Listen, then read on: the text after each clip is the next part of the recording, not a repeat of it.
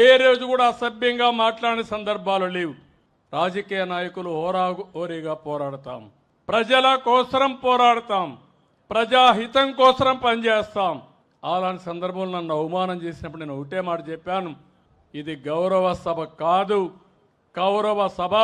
మళ్ళీ గౌరవ సభ చేసేదానికి క్షేత్రస్థాయిలో పనిచేసి గెలిచి అసెంబ్లీలో అడుగు పెడతా అన్నాను, పెట్టాను.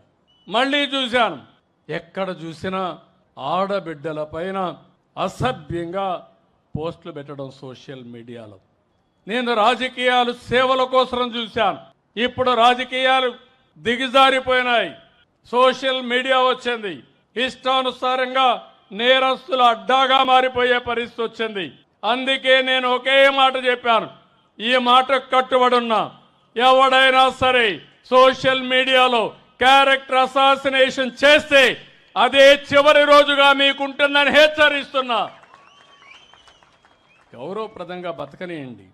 సమాజంలో మీకు చేతనైతే విలువలు నేర్పించండి, మీకు చేతనైతే హితం కోసం పనిచేయండి, ఆదాయం ఆరోగ్యాన్ని పెంచడానికి పనిచేయండి. లేకపోతే చేత కాకపోతే ఇంట్లో పడుకోండి. పిల్లలకు నేరాలు రౌడీజం నేర్పించద్దండి. ఇది మంచి పద్ధతి కాదని కూడా హెచ్చరిస్తున్నా.